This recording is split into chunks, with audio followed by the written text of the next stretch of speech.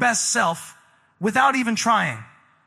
You start to notice that their presence, when God says, don't give up, sharpens your thinking, steadies your emotions, and anchors your faith, you feel both seen and challenged. That's not random. That's purpose meeting preparation. But here's the problem. Most people reject the very thing that was meant to bless them because it didn't arrive in the form they expected. They pray for someone who will love them deeply and then run when that love exposes their immaturity. They ask for a connection that feels like home and then doubt it because it doesn't feel familiar enough to their patterns of chaos. God's gifts rarely come wrapped in comfort. More often they come wrapped in growth, in challenge, in the invitation to evolve. So when you feel that divine pull towards someone, not out of infatuation, but out of a deep, inexplicable recognition, don't rush to define it, but don't dismiss it either. Sit with it. Observe the fruit of it. Does this connection bring clarity or confusion? Does it lead you closer to who you're meant to be or distract you from it? Because when God sends someone, their presence will strengthen your alignment with truth. They won't perfect you, but they'll provoke your potential. And if you sense that God has placed someone in your life with divine intention, don't treat that lightly. Honor it, protect it, let it shape you. Because divine connections are not easily replaced. They are sacred appointments between souls who were never meant to pass each other by. So when your spirit whispers, hold this one tightly. Understand what that means. It's not about possession. It's about reverence. It's about recognizing that in a world full of temporary encounters, you've been entrusted with something eternal. Treat it accordingly. When God places someone in your life, it's rarely convenient. It's rarely comfortable. In fact, the most meaningful relationships often come with friction because they're designed to expose what's unresolved within you. That's the paradox of divine connection. It doesn't just make you feel good. It makes you grow. And growth by its very nature involves discomfort.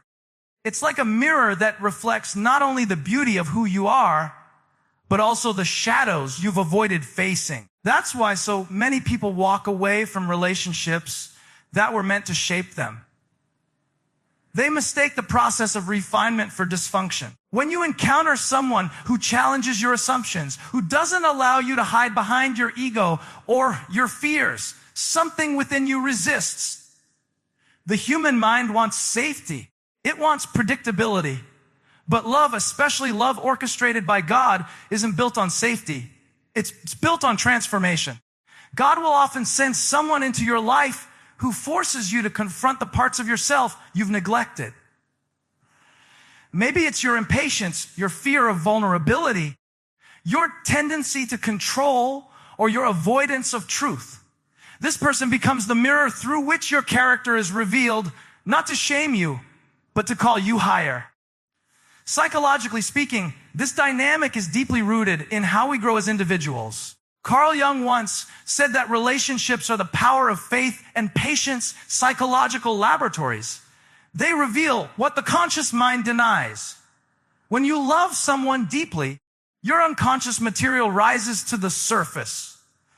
All the insecurities, the wounds, the patterns you thought you had escaped, they come alive. And it's precisely in that confrontation that God begins his real work. Because it's only through awareness that change is possible. A divine relationship then isn't just about romance or companionship. It's a sacred context for transformation. But here's what happens in our culture. We glorify comfort and call it peace. We avoid challenge and call it boundaries. We withdraw from emotional depth and call it self-peace protection. And while wisdom and discernment are essential, many people confuse avoidance with growth. Sometimes what feels uncomfortable isn't wrong. It's necessary. Sometimes the very tension you feel in a relationship is the tension of God stretching your capacity to love, to forgive, to understand, to stay. You're being taught how to sustain the weight of connection, not escape it. Think about this. When two people are truly meant for each other, It doesn't mean they'll fit together effortlessly. It means they'll have the potential to build something sacred through mutual effort, through humility, through forgiveness. They'll face their shadows together, not because it's easy, but because they've recognized something divine in the bond. They sense that this connection carries a purpose larger than their individual comfort. It's meant to teach them endurance, empathy, and grace. In that sense, holding on isn't an act of weakness. It's an act of wisdom. It's the recognition that what you have isn't ordinary. You're not just staying because of sentimentality. You're staying because you've discerned something sacred, something that's shaping both of you into better versions of yourselves. But make no mistake, this kind of connection demands maturity. It demands that you rise above your impulses to flee when things get hard. And instead, you ask, what is this moment trying to teach me? Because every challenge in a divine relationship carries a hidden curriculum. Every disagreement tests your capacity for patience. Every disappointment reveals the strength of your character. And every reconciliation refines your understanding of love. That's how God works. He doesn't hand you perfection.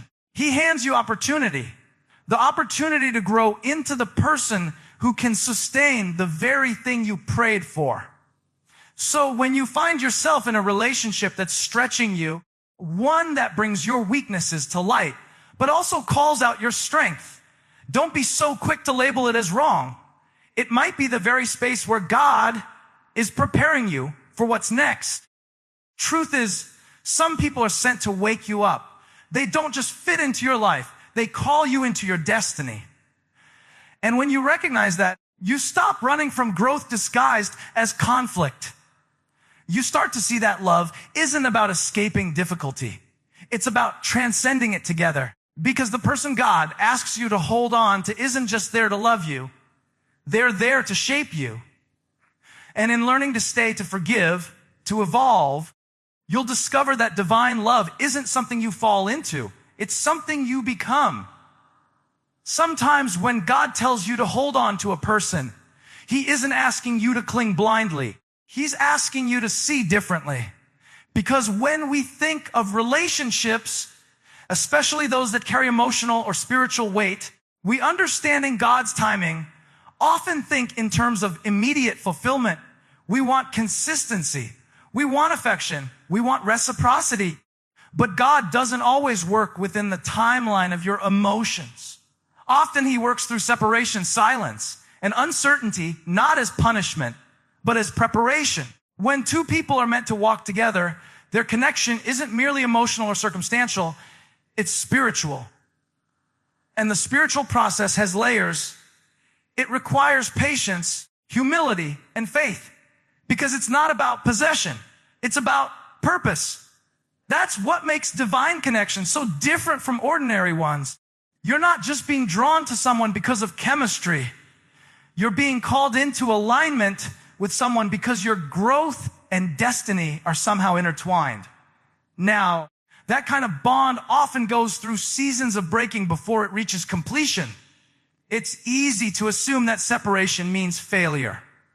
But spiritually speaking, separation is often the testing ground where the bond is purified of ego, of control, of codependency. When God removes someone from your immediate reach, He's not canceling the connection. He's recalibrating it. He's allowing both hearts to expand, to mature, to become capable of loving in a way that reflects His nature rather than human need. From a psychological perspective, this makes profound sense. We grow through tension, not ease. Every significant relationship challenges the structures of our identity. When we attach to someone deeply, our sense of self becomes intertwined with theirs. And if that attachment isn't properly developed, if it's rooted in insecurity or fear, it becomes fragile. So God allows disruption, sometimes even distance, to restructure that foundation. The emotional ache you feel in those seasons isn't a sign that love has died. It's the soul stretching to become stronger, to hold love more truthfully. Philosophically, this speaks to a fundamental paradox of human love. You can only love someone freely when you no longer need them to complete you. And that's what God teaches through divine waiting. Teaches detachment without disconnection. The ability to love from strength rather than lack. Because true love isn't clinging, it's choosing.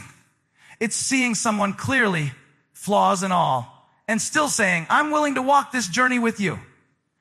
Not because they validate you, but because you've discerned something sacred in the bond, and that discernment, that inner knowing, is what keeps you anchored when everything external feels uncertain. You may not have the reassurance of consistent communication or the clarity of an immediate resolution, but deep down, there's this quiet conviction. This connection matters. You can't explain it logically. You can only recognize it spiritually. And that's what faith is. The willingness to trust what you know internally, even when the external evidence doesn't yet align. But here's the hard truth. Not everyone is meant to walk with you forever. And discernment is about knowing the difference between what's temporary and what's eternal. That's why you must stay connected to God's voice more than your emotions. Your emotions can be deceptive. They'll tell you to give up when it hurts or to chase when you're meant to rest. God's voice, however, leads you into peace even when circumstances are chaotic. He'll confirm what's meant for you not through obsession, but through clarity. So when you feel that still quiet assurance, when everything in your soul whispers, hold on, you're not holding on out of desperation. You're holding on the psychology of holding on with trust. You're surrendering your need to control and instead allowing the process to refine both of you. Because love, that's truly divine, doesn't just survive the storm. It's defined by it in the end. Maybe that's what it means to hold this one tightly, not to grip in fear, but to commit in faith. To say, even if the timing isn't perfect, even if we both still have growing to do, I will trust what God has placed in my heart. Because when God speaks clearly about someone, He's not promising you ease. He's promising you purpose. And that purpose will demand courage, patience, and surrender. But if you stay faithful to what He's revealed, you'll find that what was once uncertain becomes undeniable. Because when God ordains a connection, time cannot undo it. It only makes it stronger. There's a reason why God often tells you to hold on just when it feels impossible to do so. Because that moment, the one where everything in you wants to walk away, is the moment when your faith is no longer theoretical. It becomes tested, embodied, and real. That's when love shifts from emotion to discipline, from fleeting feeling to chosen conviction. You see, when everything is easy, love doesn't cost much. But when it hurts to stay, when pride screams louder than patience, that's when you discover what kind of love you're truly capable of. Most people think that when God calls you to hold on to someone, it means you're supposed to cling to the person no matter what. But it's not about clinging. It's about anchoring. It's about staying rooted in the truth He revealed to you even when your mind is flooded with doubt. And this is where the psychological depth of the process emerges. Because to hold on in faith requires the maturity to distinguish between attachment and conviction. Attachment says, I can't live without this person. Conviction says, I believe God has purpose here and I'll stand firm until He tells me otherwise. One is driven by fear, the other by obedience. Now, that obedience doesn't mean remaining stagnant. Sometimes holding on looks like giving space. Sometimes it means letting someone wrestle with their own lessons while you stay faithful in spirit. God often separates people not because they've failed each other, but because they need to find themselves to rediscover who they are without the constant reflection of the other person. And that's profoundly psychological because human beings project especially in love. We see our potential, our fears, and our unmet needs reflected in the one we care for. If we're not conscious of that, love becomes distorted. It becomes about control rather than connection. So God interrupts. He introduces silence, distance, or timing that doesn't make sense. And in that stillness, he begins to reveal what's real and what's illusion. Maybe you thought you needed their constant reassurance. But what you actually needed was to trust the strength of the bond itself. Maybe you thought they had to choose you to validate your worth. But what God wanted was for you to find your identity in him so you could love freely rather than fearfully. Philosophically speaking, love without freedom isn't love at all. It's possession, and possession is rooted in insecurity. True love, the kind that reflects God's nature, doesn't enslave. It liberates. It allows the other to grow, to change, to question, to become. And that's one of the hardest truths to accept. Sometimes the most faithful thing you can do for someone is to hold them in your heart while releasing them to God's process. That's what divine patience looks like. It's not passive. It's powerful restraint guided by trust. When you hold on the right way with faith, not force, something extraordinary happens. You begin to grow. Your emotional endurance deepens. Your spirit becomes more disciplined. You learn to listen to God's timing instead of your own impulses, signs that person is still chosen. And as you do, something inside you strengthens, that quiet confidence that says, even if it doesn't make sense right now, I know what was spoken over this connection. That kind of faith reshapes you. It refinances your capacity to love, not as the world does conditionally, conveniently, but as God does with steadfastness and mercy. So maybe that's what God means when he says, hold on, not hold tightly to the person as they are, but hold tightly to the process I'm leading you through. Because it's in that process that both of you are transformed, molded into the kind of people who can sustain what's being built. If you abandon the lesson halfway through, you risk missing the maturity that would have allowed the connection to thrive. In the end, God's command to hold on isn't a call to stubbornness. It's a call to strength. It's his way of saying, trust me with this. Don't let temporary confusion undo eternal purpose. So hold on, not because you're afraid to lose, but because you believe there's still something sacred unfolding.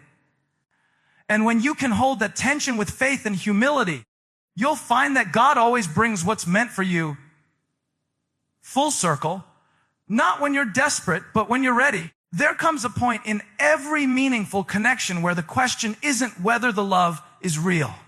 It's whether the people involved have the maturity to sustain it. You see, God doesn't just give you someone to make you feel love. He gives you someone to teach you how to love. And that's an entirely different thing, because real love is not a constant emotional high. It's a moral responsibility, a discipline of the heart, a covenant that challenges you to rise above your own ego. That's why some people lose what was meant for them.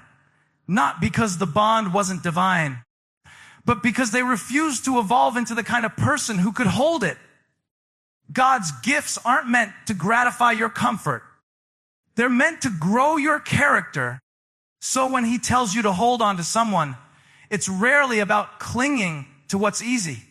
It's about embracing the kind of love that refinances both of you. The kind that tests your patience, exposes your flaws, and demands your transformation. From a psychological perspective, this kind of love forces you to confront the deepest parts of yourself, your insecurities, your fears of abandonment, your need for control.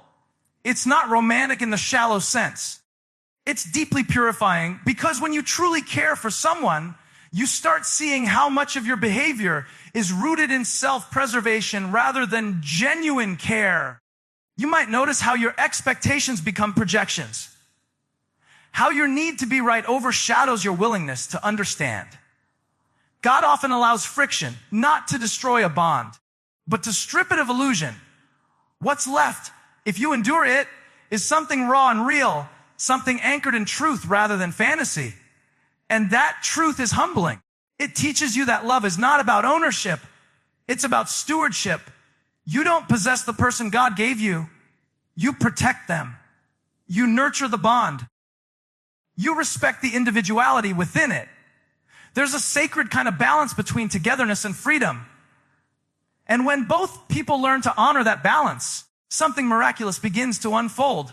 Growth without distance, closeness without suffocation, unity without eraser of self.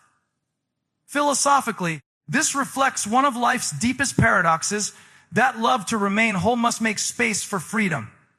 God himself demonstrates this with humanity. He could force our devotion, but he doesn't. He allows choice because love that isn't chosen isn't love. And that's what he asks of you in this relationship. To love without manipulation, to trust without constant proof, to stay without needing to control the outcome. That's not weakness. That's strength of spirit.